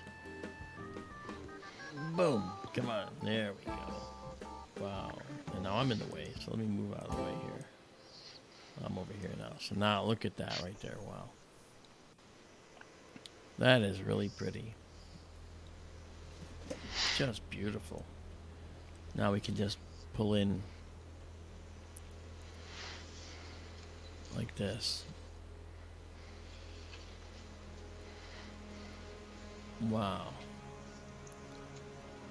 I know, Marcin. It's like there's no words to describe this. It's just so beautiful. Look at the intricacy in this dark nebula here. As I said, this dark nebula is made up of these silica grains, also carbon molecules. And carbon can bond to other carbon molecules in a variety of ways. And maybe they're triple bonded, where 3 of the available spots out of the 4 in a carbon atom are taken by another carbon atom, sharing those, making covalent bonds are called. And so these carbon molecules are like soot, like I said. And then you can also have carbon tied up in other materials with silicons, and to make silicon, to make little grains that are the home, basically the seed for ice to form on them. And in these cold, dark areas of space out here, these are very cold areas. In these cold areas, this is the most exciting thing to me in the whole universe, are these cold, dark areas. And that's because that's where stars and the building blocks of life first form, is in these cold, dark areas. The silicon grains, I wish I had the image to show you that I did for our radio show. You remember the image I think Daryl was talking about. I put up an image of one of these dust grains. It showed all the different ices that form on the surface of the dust grain over time. And those become a little chemical factory, a building block of life factory, in part. And that's pretty cool, It's kind of fluffy looking, wasn't it? Yeah. Yep. And then what happens is, like a star like this one here, the grain will scatter the light like we see here, but in the same process, at the same time, that starlight is causing the ices to ablate away and evaporate on these grains, and then those atoms are freed up to go out into this molecular cloud that you see here, this whole region, and become part of the mix for planet and star building. And the stars, of course, are very hot, so they have only atomic nuclei in their cores and atmosphere. They don't have whole atoms except for the biggest stars way on the outside when they're really cool, those red giants. Those can have an outer shell that actually has soot and even molecules, more than one atom tied together out there. And so that's, but that's only for the supergiants, the red supergiants. The blue supergiants can't have that. They're just too hot. And they usually only last a few million years, and then they explode and litter the cosmos. So, from the point of view of an astronomer, what are we looking at here? We're actually looking at, well, cosmic smog. This is cosmic smog. This is dust pollution. And I'm just so happy it's there because it makes the universe a beautiful place. If our galaxy didn't have any dust in it, then we'd probably be in one of these elliptical galaxies, which has very little dust. And we'd get used to seeing beautiful star patterns and taking pictures of stars, and that'd be about it. But this right here, this tells you, right here, this is the seat of life formation and the potential for, creating a brand new, solar systems, star systems, right here. These dark areas. That's the magic. The magic happens there. It's up there, right there. See, don't look at me. Right there. See, right there. Okay, this is 37 frames. I would say this is good enough. So, I know Izabela, just calm down now. Izabela, calm down. I know what she's thinking. She's thinking, man, I can't wait to get a hold of this. I know. You just calm your jets. Okay? Because check it out. Here's the whole thing. Wow. Look at all this dust. All this complexity in here. This is beautiful. And it's showing up here for, the first time. I haven't seen it this way. Very, very nice. And the night, of course, is beautiful. Night is calm. We're getting some gorgeous shots. So, let's... we've done 38 shots. We're going to pause them right here. I'm not going to hit clear. And I'm going to save, and you'll see the green bar across the top. There it is. So that file is already on its way up to the server. Now we're going to save the image just as you see it here, exactly as seen. Oh yeah. There we go. And that's a ping file. So that's a regular graphics file. You can double click on it. It'll probably open right up in your browser. All right. So that said, let's clear this. It almost seems sinful to do so. But it's beautiful, and the picture will be up there. And actually, when you see the image on the server, it's going to actually be better than this. Okay, the image is in reduced quality to stream across the world. So when you see it inside the server directories, it's going to be even better quality. So long, M78. We'll see you again. Okay. Now, so we're there. I'm going to zoom out of here now.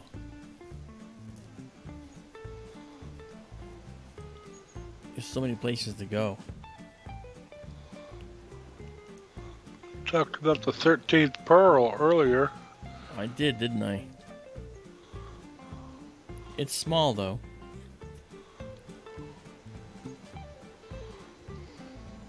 Okay, let's try this.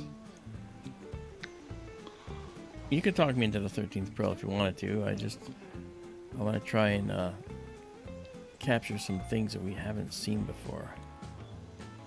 And I don't think we've seen this. This is a beautiful location. This is a reflection nebula, but it's also got an emission nebula in it. Okay, that's what this reddish is.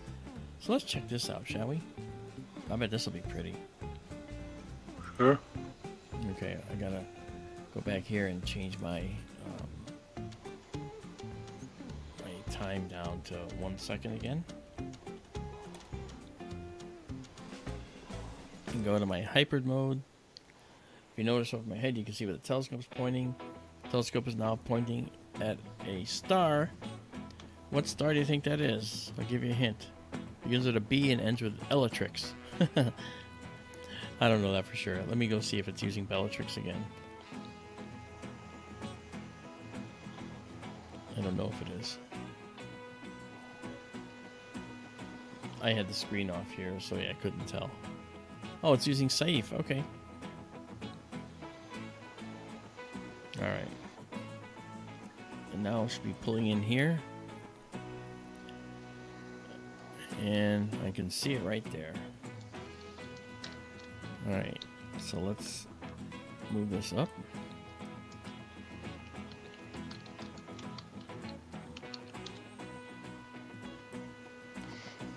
Okay, move this up here again. Alright, over. That's too much. Alright. So I got some here too, see? Move it over a little more. Because we're going to center this whole section in here.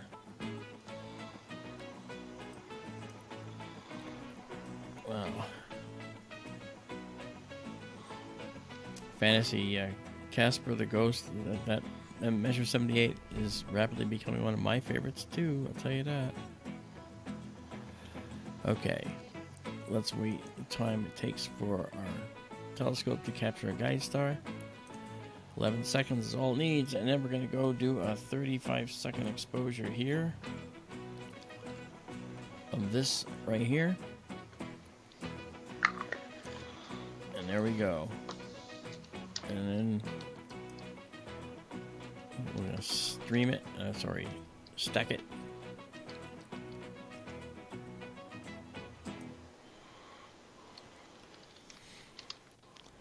So where we are is a region to the east of Orion. That means to the left. And we are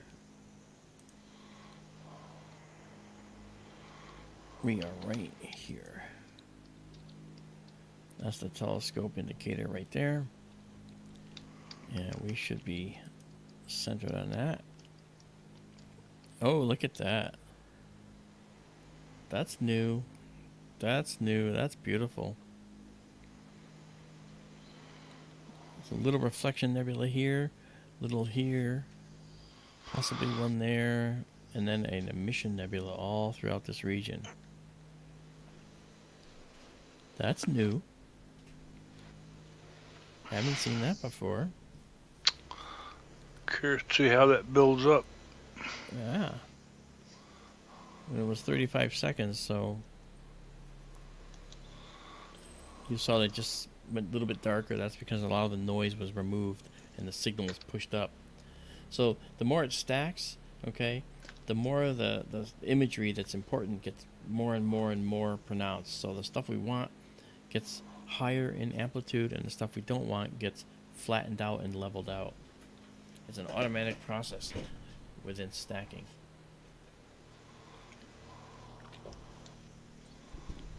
Wow.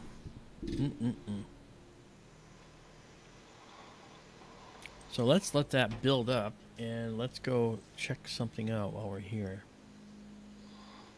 So we have several things in here we're looking at. We've got NGC 2183, okay, which is right here. That's in the view to the left. And NGC stands for New General Catalog, and it's LBN is a bright nebula catalog, and that's what we're looking at right there. And then we have MON R2 IRS 3, which is NGC 2170, right? And the numbers are just where they are in their catalog, okay? In the New General Catalog. And the New General Catalog is anything but new, okay? It's been around for a long time. Thousands of objects in there.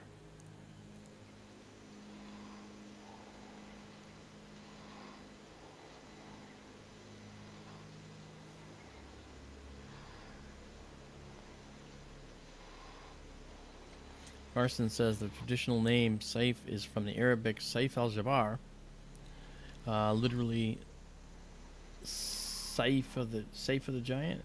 Saiph, Yeah. Saiph of the giant. And okay. Uh, Saiph literally means sword. Yeah. Okay.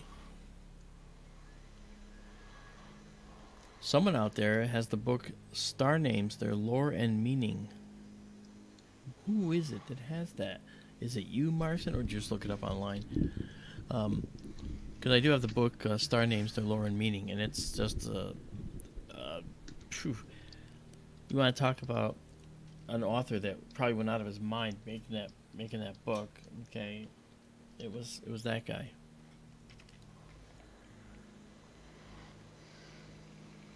Fantasy says, if you guys have Arabic questions, I'm the guy to ask. Okay.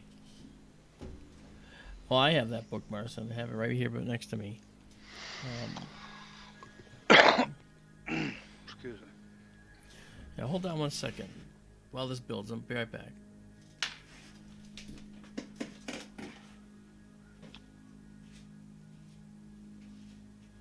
Yes, Martian or fantasy. I remember the word safe coming up in regards to a different star at another recent stream, and I looked it up at that time, and yeah, it said sword. Sort of whoever the guy was, the other star was named for. And sword, safe means sword. I thought I saw something. I looked this up the other night too, and I thought it said it meant the right knee, but I must have got confused. There's a statement elsewhere on the page about Saiph, the star. Uh, it is, it designates Orion's right knee, of course. So this is the book right here. Now, that probably is looking backwards. But it's Star Names, Their Lore and Meaning, and it is a dense book jam-packed with every star and what its name means. If you want to go to sleep, this is the book to read. Yeah. No doubt about it.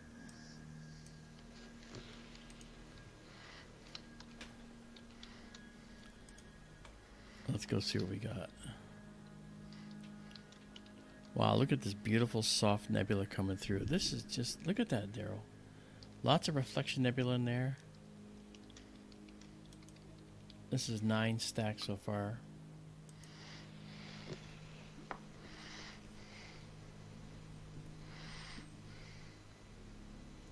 Okay, and now we got 10, so we're going to pause it right there. Save it at 10.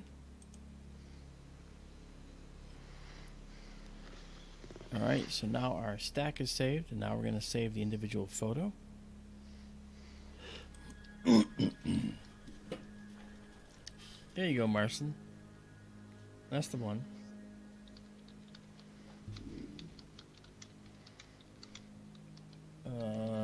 Author is Alan.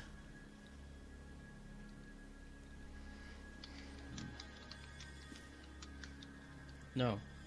It's Richard Hinckley Allen is the author. Okay. So this is now done. So we're going to clear it. Get out of this. Go back to 1 second here.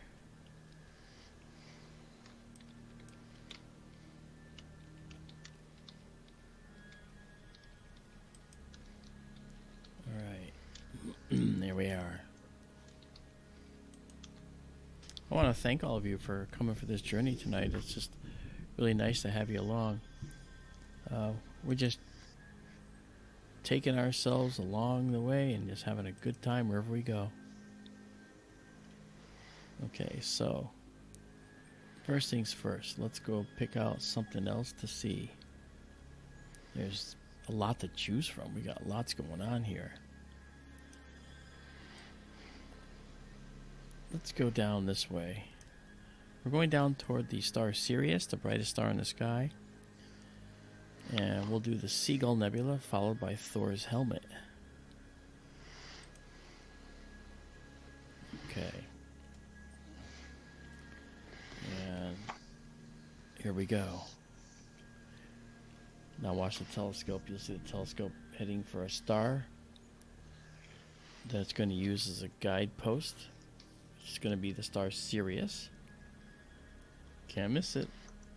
There it goes. There it is. The brightest star in the sky.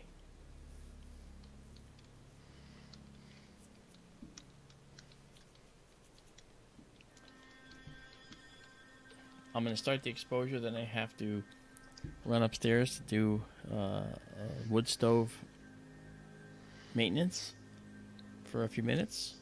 So I'll let that go up and I'll get this exposure started on this nebula, and then I'll come back down. Hopefully nothing will go bad. I'm not worried. So the nebula you're going to see coming in right there, that's the Seagull Nebula right there. And once it comes in, I will center it up and take us down to enjoy that.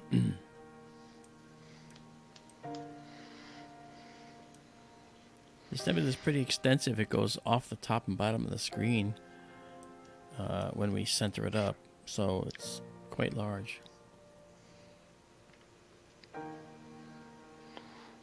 Uh-oh.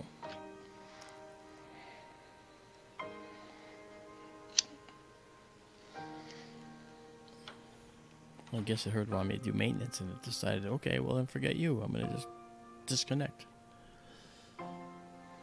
Say what? It disconnected apparently again, so I'm waiting. Oh, okay. That's why I'm waiting right now. What do you got to do to the wood stove? Fill it. Oh. I got a big fire going on up there. Now it's going to mess all my things up again. That's okay.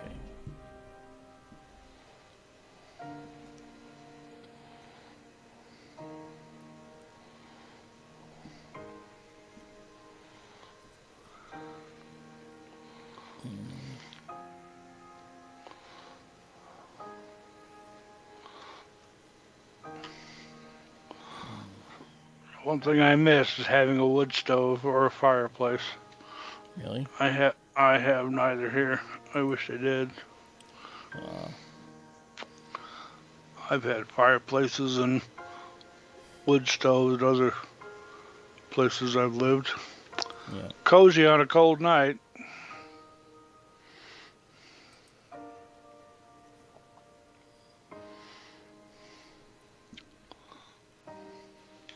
Okay, well, I'm waiting for this to work now.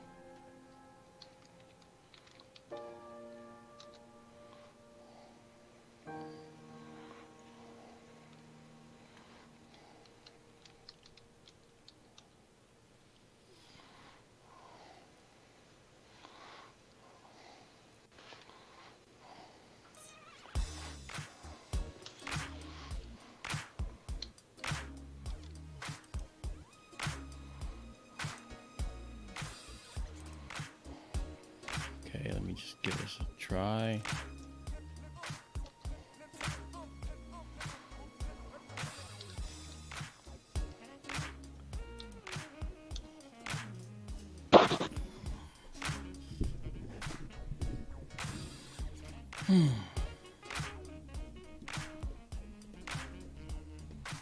Would you lose it completely?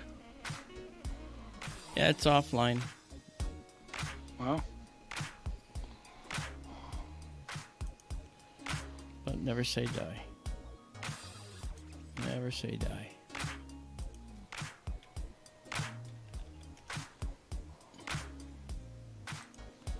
One minute, people. 1 minute.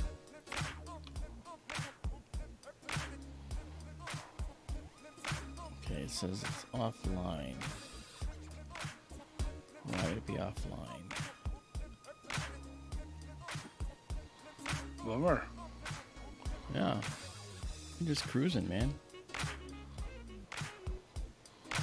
Such a great night out. I know.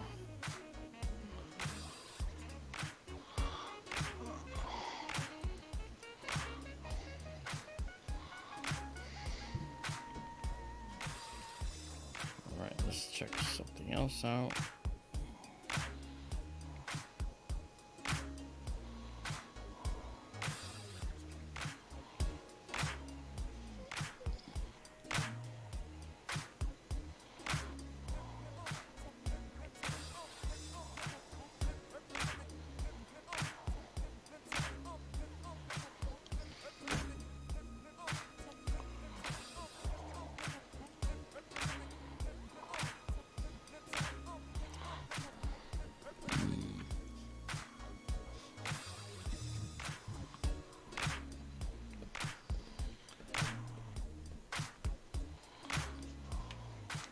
patience is a virtue.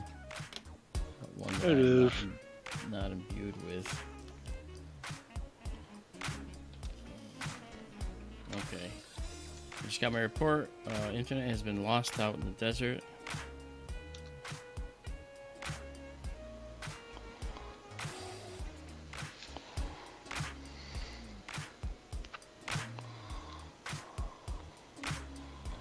I'm communicating with the people on the property right now.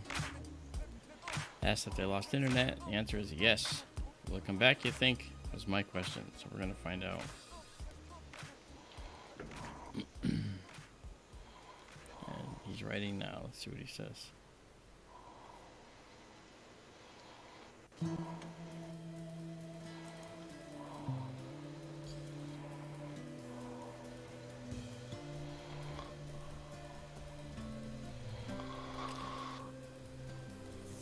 Too bad I couldn't have started the photograph earlier. If I started the photo earlier, then this would, be no problem, because it would just keep taking pictures until we're done, He's writing right now, so we'll find out what's going on.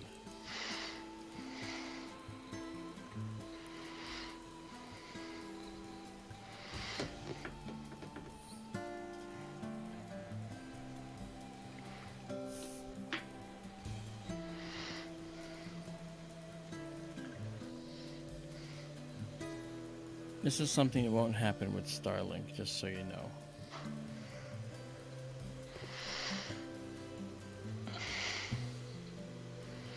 Okay. If you're sharing their internet, will you be sharing your Starlink with them? Yes, but at that point it won't matter, because what they do with the internet is nothing remotely of a problem, Okay, there's a downlink issue with the internet out there. Okay, well, we'll just sit and wait and see what happens.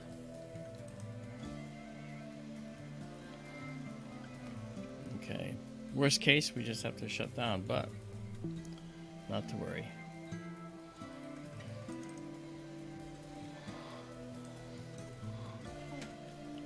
We could connect to the shop laser cutter. Yeah, we could. That's right.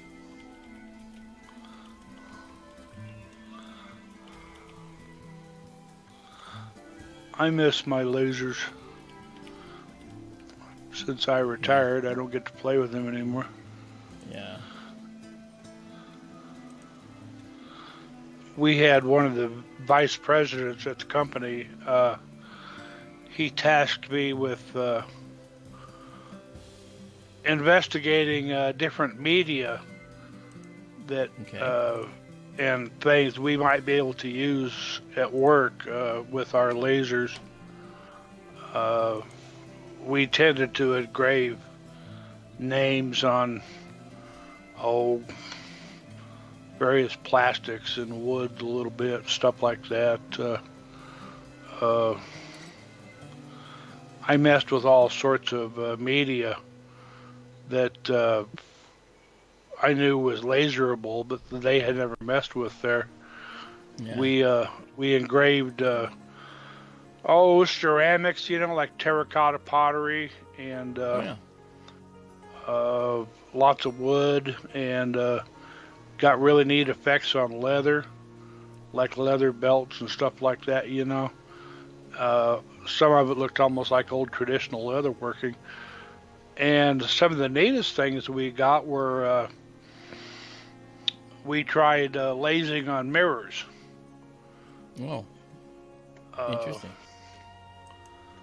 And I found some neat old pictures of Paris back in like the late 19th, early 20th century, the Eiffel Tower and stuff. Yeah. Some unconventional views, and we would take a mirror and lays this old photographic image on the back side of it, which removed the the silvering on the mirror, and then you could go back and paint it.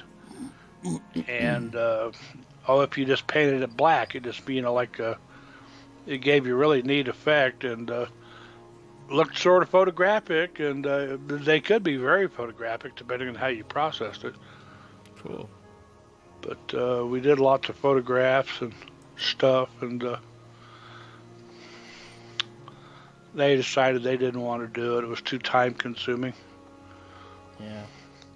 Their idea was to get the product on and off as fast as they can, to maximize production. And why take half an hour burning an image when you could do something cheap for, in 30 seconds, something of the sort. But we did a lot of really neat test work.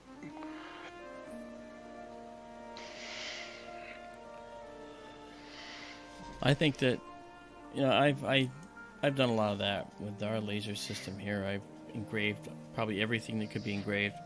I discovered how to paint metal surfaces and engrave just the paint off to really get some really cool etched looking stuff. I actually engraved tiny locks for a company that was giving away locks as a gift. And I would engrave the locks with all this little eagle, it's really cool. Actually, I got a whole box of them in the back that they never wanted back. So I can always try engraving them again. Yeah. Was CO2 laser? Yeah, that actually was a project done with a 20 watt laser. I'm using a 60 now. CO2 though? Yeah. Yeah. CO2 will engrave coated metal. It will not touch bare metal. Mm-hmm. And that's what we had the reflect off it. Yeah, that's what we had the ag lasers for, was engraving on bare metal. One thing we found though that we did do a lot of was we did water bottles. They were anodized, different colors on the outside, Yeah. And the CO2 laser removes the anodizing beautifully. Okay. Again, my employer was so bereft of imagination, all they could think of to do was put, names on them, maybe with a fancy font or something. But for some test objects, I did one sort of a Valentine or a love theme. It was a pink bottle, pink anodizing, and it had hearts and the word love and different fonts just absolutely covering this pink water bottle. Looked really cool, but it wasn't cost effective to produce it. Michael, I had 14 lasers at one time. It was my job to take care of them. And I've said before, ever since I saw Goldfinger when I was a kid, the James Bond movie, "No, Mr. Bond, I expect you to die." That was a great scene. You expect me to talk? No, Mr. Bond, I expect you to die. Ever since that, I wanted a laser, and I wound up getting to take care of 14 lasers at work, and it wasn't near as much fun as usually as I thought it was. Be careful but what you ask for. Yeah, the mundane maintenance of them and that stuff, and cleaning and aligning the optics and that. But sometimes, like when I was doing all these test projects for this VP, was when it got really fun, because I could, do a lot of exploring and things. Yeah. Got some really neat effects on ceramics too. Like, you go down to the home improvement store, like Home Depot or Lowe's, and buy some terracotta pottery dishes from out in the garden shop, and those things glaze beautifully. Yeah. Do really neat effects on them and stuff. Oh yeah, that's true.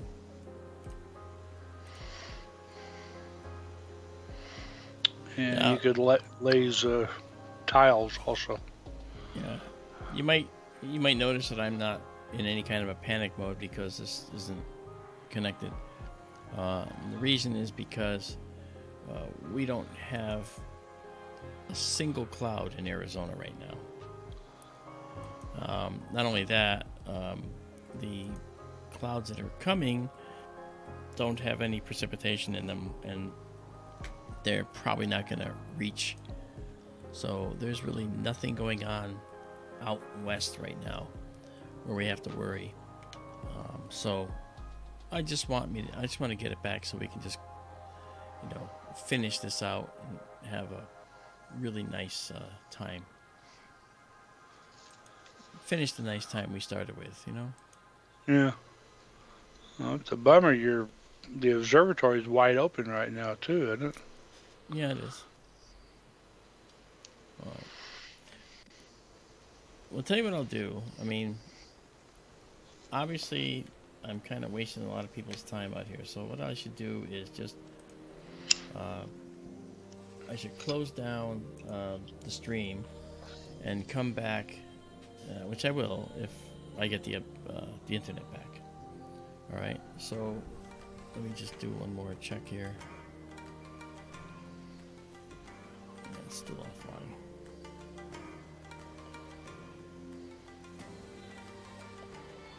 Bummer. Yeah, Viasat is having issues, so we're done for tonight. Oh well, guys. It was a good try. Okay, well, thanks for coming, everybody. These things happen, I guess. Yeah, they do.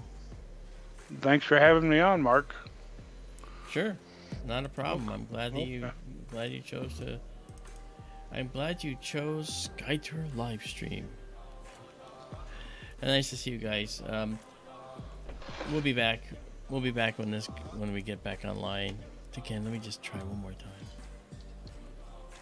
Ugh, okay. Yeah. Apparently not happening. Okay, guys. Until next time. Which hopefully will be tomorrow. In any case, thanks for being here, and we'll see you another time. So good night, everybody. Bummer. So it goes. Good night, everybody. That's it. Good night. Okay.